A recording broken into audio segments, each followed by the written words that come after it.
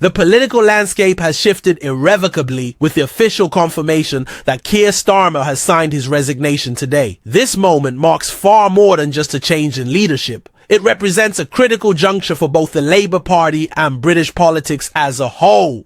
To fully grasp the magnitude of this development, we need to examine the complex tapestry of events that led to this decisive moment while understanding how it will reshape the road ahead.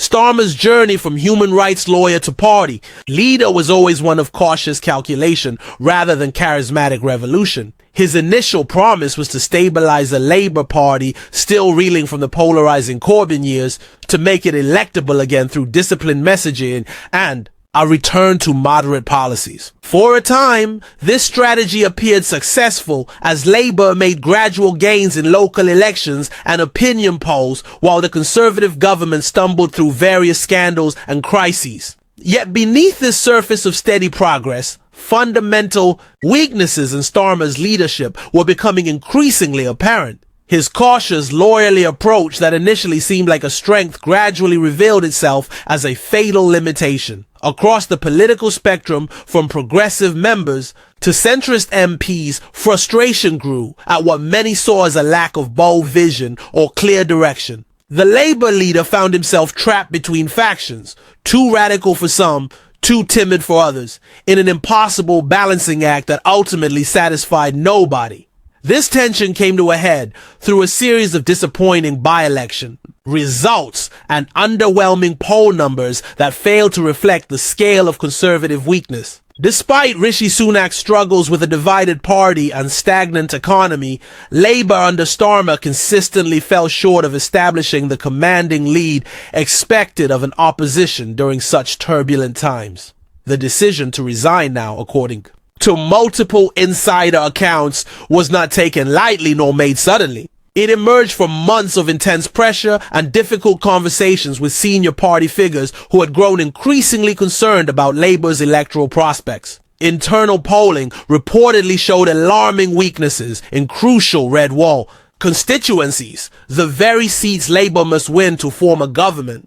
These numbers painted a stark picture. Starmer's personal ratings were stagnant, his messaging wasn't resonating, and time was running out before the next general election. The final reckoning came when key allies presented the hard truth. Step aside now or face the humiliation of a potential leadership challenge. The resignation letter itself, quickly leaked to media outlets, struck notes of both defiance and resignation. Starmer maintained that his decisions were always guided by principle rather than popularity, yet conspicuously avoided endorsing any successor in what many interpreted as a telling silence. Those close to him describe an atmosphere of both sadness and relief in his inner circle, with one longtime advisor confessing that the burden of unrealized potential had become simply too heavy to bear. The immediate aftermath has thrown Westminster into frenzied activity as various factions within Labour scrambled to position themselves for the coming leadership contest. The shadow cabinet has quickly divided into distinct camps, each promoting different visions for how the party should move forward. On one side stand the continuity candidates advocating for Starmer's centrist approach, arguing that only fiscal responsibility and pragmatic reform can win over skeptical swing voters. On the other flank, voices demand a decisive leftward turn, calling for bold progressive policies on wealth redistribution, public ownership, and green investment. This fundamental tension between electability and principle, between caution and radicalism, remains Labour's defining dilemma, one that Starmer ultimately failed to resolve. If you're finding this insider perspective valuable, be sure to subscribe now. The coming leadership contest promises to be one of the most dramatic in recent political history, and we'll be bringing you exclusive analysis every step of the way.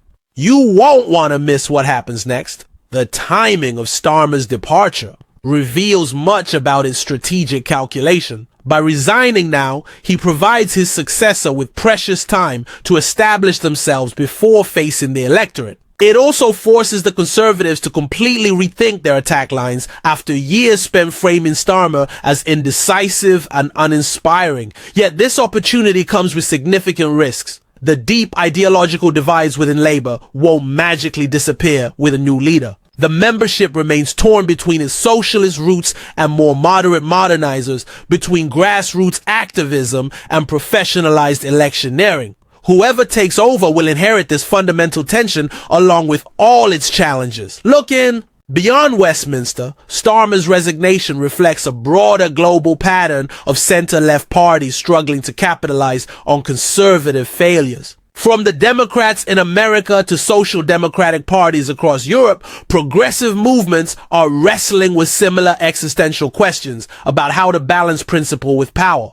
Starmer's fate suggests there are no easy answers to this dilemma. His attempt to occupy the middle ground, too radical for some, too cautious for others, ultimately left him stranded without a solid base of support. This phenomenon isn't unique to Britain, but part of a wider crisis of social democracy in the 21st century, where traditional left-wing parties find themselves squeezed between rising populism and technocratic centrism. The Conservative response to this development will be revealing in itself. Early indications suggest they will pursue a twin-track strategy, publicly portraying Starmer's departure as evidence of Labour's chronic instability, while privately preparing for the possibility of a more formidable opponent emerging. Sunak's team understands all too well that a fresh-faced Labour leader could reinvigorate the party's campaign, particularly if they successfully mobilize younger voters and reconnect with disaffected traditional supporters. This explains why conservative attacks have already begun shifting from targeting Starmer personally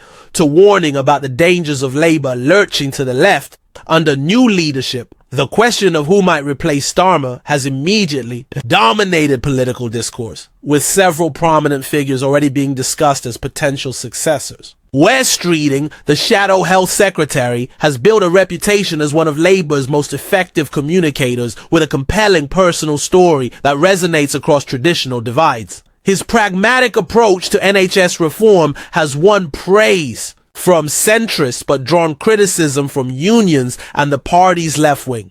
Rachel Reeves, as Shadow Chancellor, represents the continuity candidate with her technocratic economic credentials and close ties to Starmer's project.